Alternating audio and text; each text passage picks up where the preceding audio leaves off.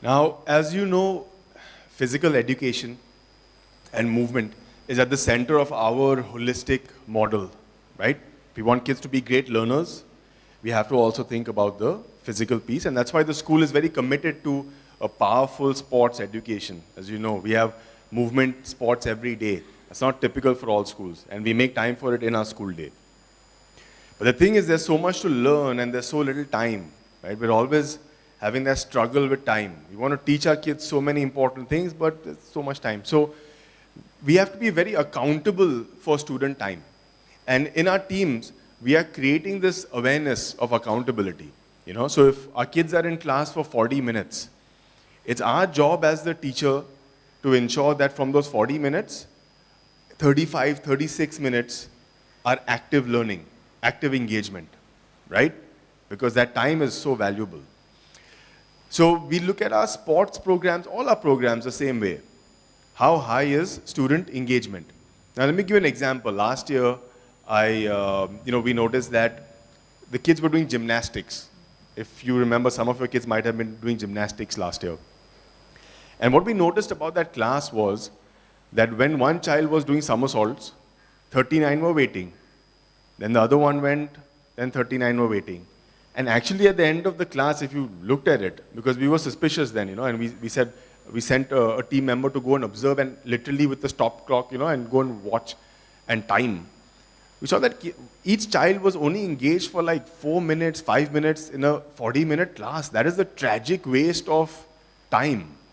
Now the gymnastics teachers were correct in saying that, look, it's dangerous. I can't let 20 kids just do it. I have to watch them, their neck, it's dangerous, right? So you got to have a supervised session.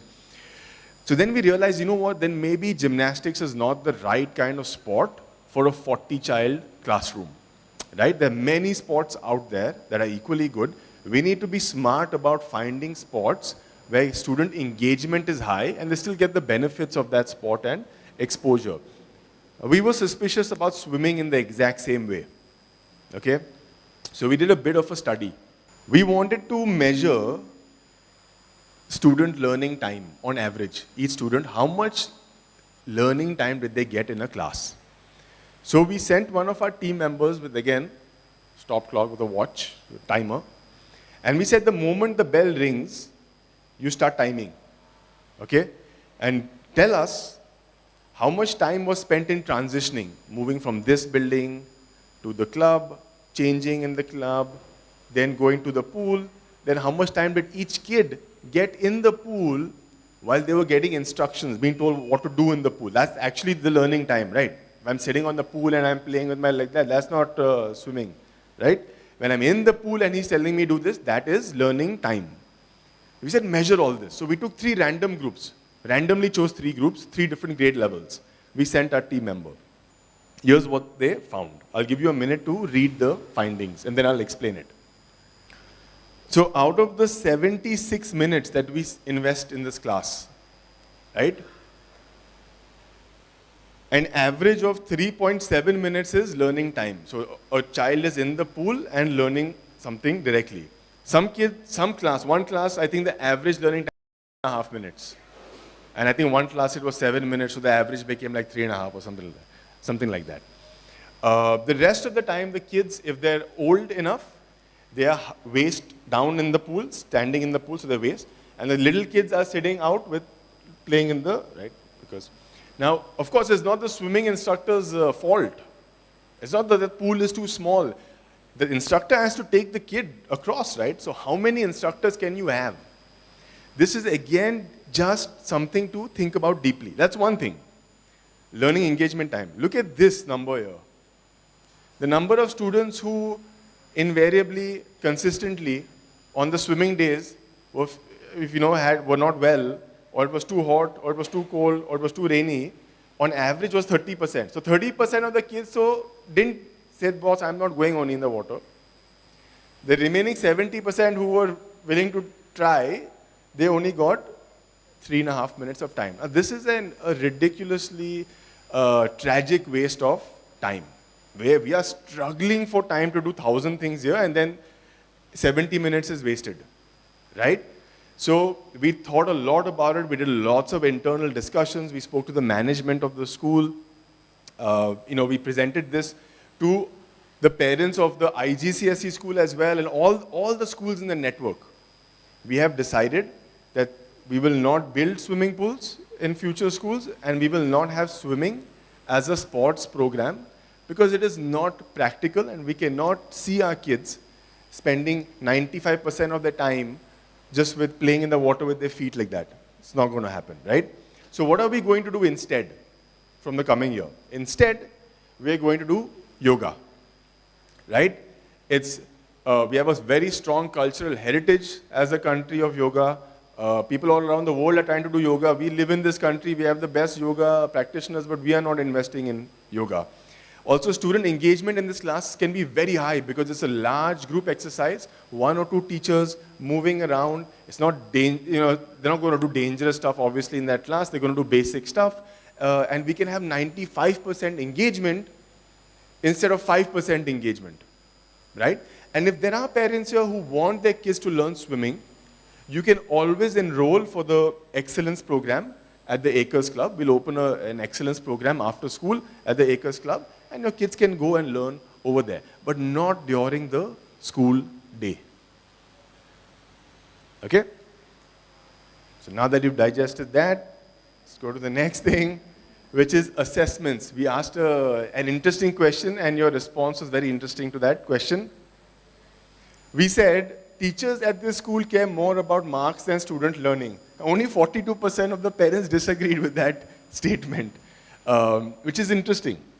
Now, we don't actually care more about marks than learning, right? We're educators.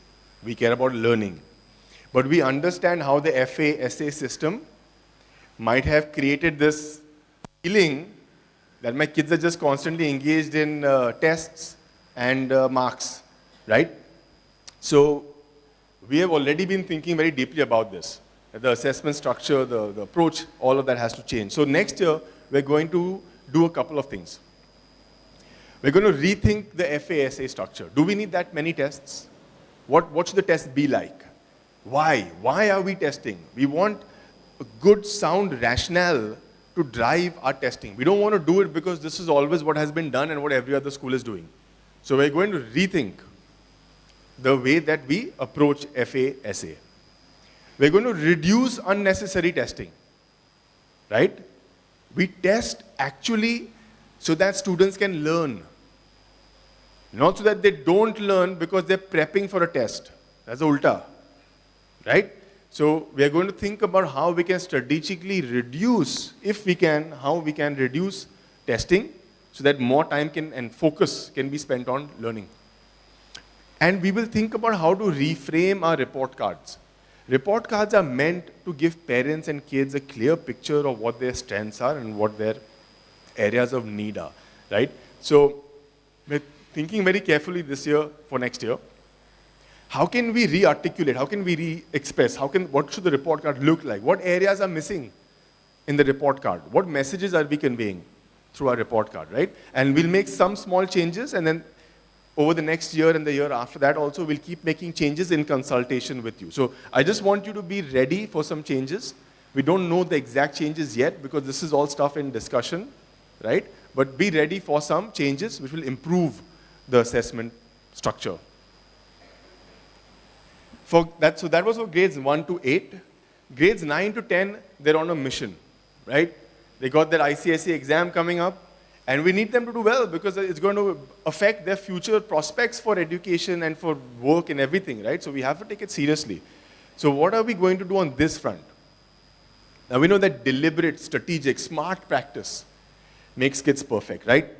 So we're setting up an ICSE exam committee where all the teachers or HODs that we have on board who are experienced with ICSE exam corrections. Some of our teachers have been correctors of ICSE exams. Them along with Aditya Lohana, who's our board member, as you know, and he was the creator of very famous Lohana's test series, right? Where he would literally coach kids on how to ace it in their exams. His own son is the best testament because he was a topper in India in ICSE. Right? He's amongst the top rankers in India in ICSE. So he's going to be on this team as a mentor as well. What we're going to do is we're going to create a series of tests, developmentally appropriate, slowly, incremental in the content, complexity of it. And these tests will be actually created by expert exam correctors. So there are people outside who for decades or years have been correcting exams, who have coaching classes, who know the kinds of questions to ask and what the structure of the ICSE exam papers are, right? They will help us create a bank of tests. We'll call it a test series. Kids will do these tests. I don't know how often. I don't know, once a month, once in 2 months. I don't know if it increases. We have to figure all that out yet, right? But they will go through these series of tests. Maybe they have to come in on Saturdays sometimes. I don't know, right? And do the tests. And then when they do the tests, there will be sessions where they analyze the corrections. So they need to sit down and see what they did wrong. And the teacher will then help them remove misconceptions. That is the way learning really goes strong, right? When you see your mistake, you understand, then you reframe, the misconception is gone. So this is really what the structure of the session will be. It's very scientific in its approach to helping long-term memory and building understanding of the concepts. So this is this is a new program we're going to be starting from the coming year with our 9th grade kids.